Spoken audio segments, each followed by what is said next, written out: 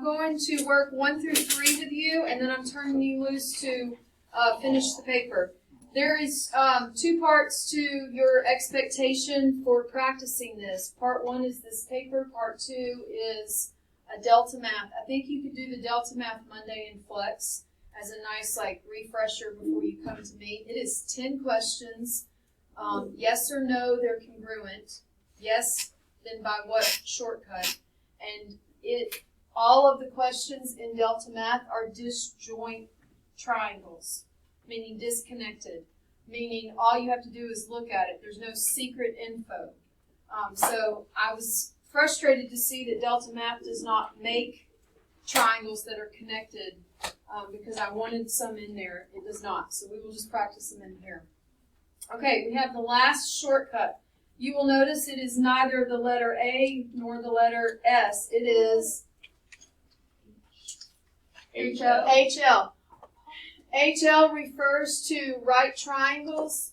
I need you to know that this shortcut only works on a right triangle. You're welcome to go get a highlighter.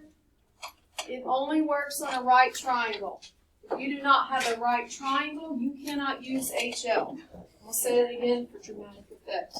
If you do not have a right triangle, you cannot use HL.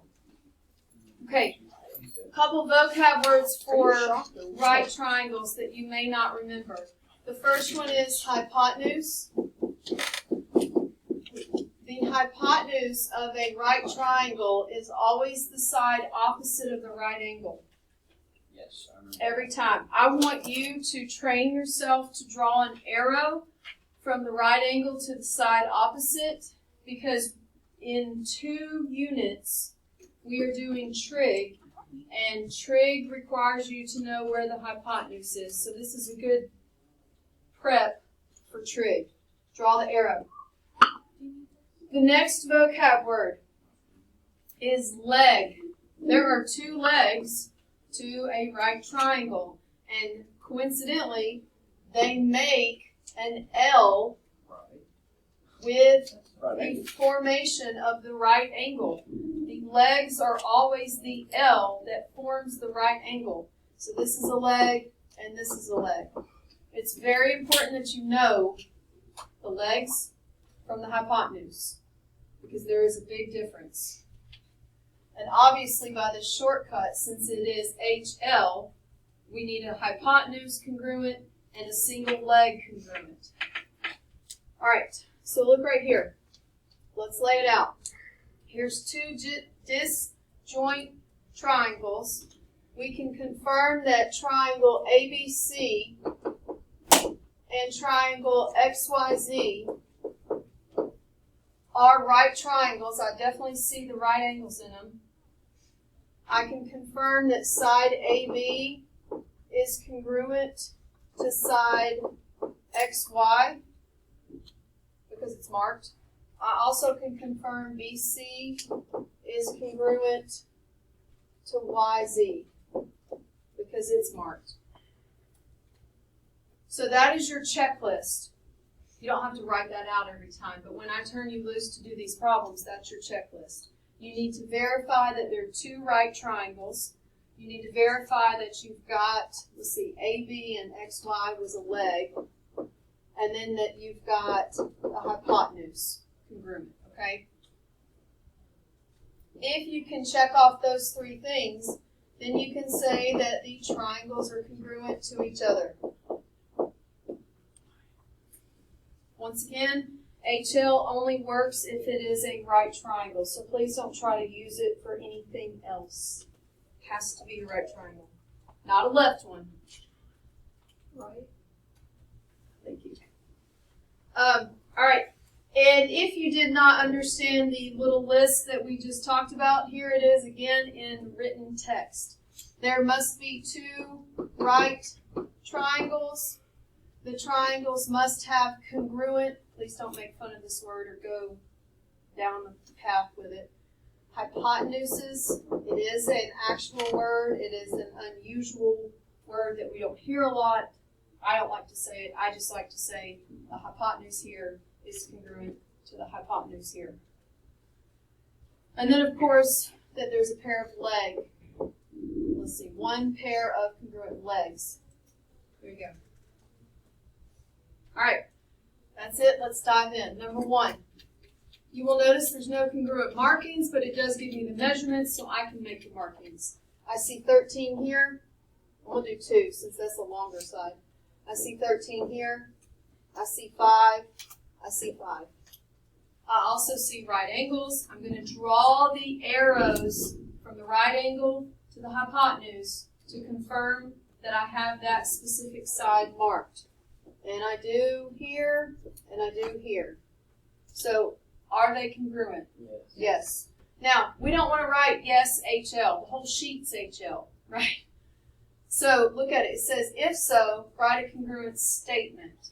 Yes. So, we're going to say yes, and now we're going to name them. You're going to call it JKL. Now, that would be, 13 blank. So, do 13 blank. What did I do? Backwards. PMN. Did I do it right? Yeah.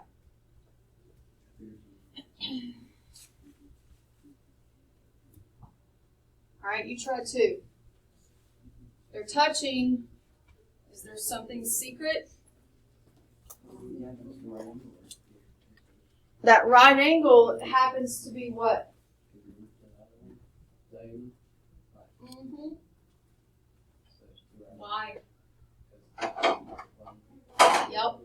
They are vertical angles. We already know that vertical angles are congruent. I am not going to put an arc. I'm going to put a box. Because I know that a box is equal to a box, right?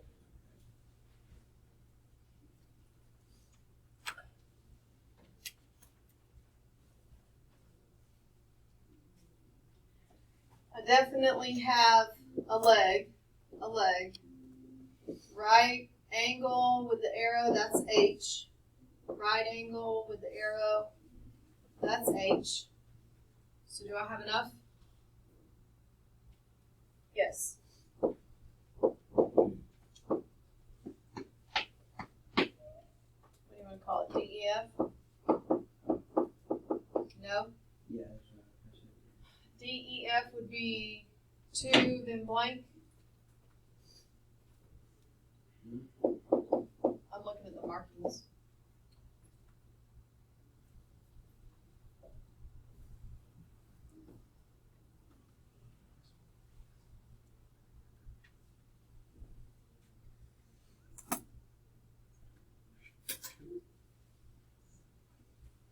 Get it? Yep. Any of them? So with 3, since we don't know that that's So here's where I need you to get past. I need you to let go of, well, it looks like a right angle. You can't do that. Imagine courtroom, right? Well, it looks like you did it. Well, prove it, right? You don't know if that's 90 or 90.1 or 89.9. You have no clue. All you have to go off of is if you have the symbol for the right angle, if you're told that it's a 90-degree angle, or if I said that UW is perpendicular to WX, then that would be a right angle. Those are the only 3 ways that you can guarantee it's a right angle. If it's blank, I don't know. So in this case, there's not enough info here. Do you see that? Because I don't know what type of triangles there are. I know what they look like, but that's not necessarily a fact, right? It could be off a little. They are also touching, but they're not touching in a way that there's secret info. It's not vertical angles. It's not a shared side. So there's not enough info here. Now what you could do is go to the corners that look like they're right angles and put a question mark to yourself, which would let you know, like, this is what I need to know, and I don't know it. And that might help.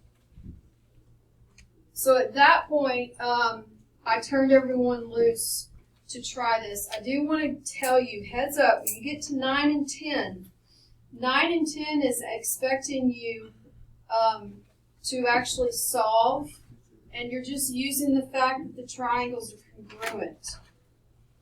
You're setting sides that match, equal to each other, and you're solving, okay? All right, so you have, 7 problems, if everyone would work diligently. Then there is a delta map. You can save that for Flex Monday if you want. Number 9, can you clearly see what sides match which ones? Can you tell? I'm going to put congruent marks. So that matches this, and then this matches this. I say match, I should say is congruent. Alright, so now we can set up equations. We have 3x plus 4 has to equal 4y plus 1. We also have x equals y plus 1. Have y'all, in Algebra 1, did y'all cover solving systems of equations by substitution? Yeah. Probably. That's what you're going to have to do here. And they started it nicely for you because here x already is by itself. So I'm going to take this y plus 1, and I'm going to come over here where I see x, and I'm going to put, I'm going to try to put y plus 1, copy the rest. And now you have an equation with just y in it, and you can solve it. Once you get your y, then you will come back over here and plug it in, and you'll get your x. Well, I remember this. It's so extra. It is extra, and if you have the willpower, it kind of previews into like college math. College math is extra. I don't know the new numbers there. College math. College math is extra. Oh,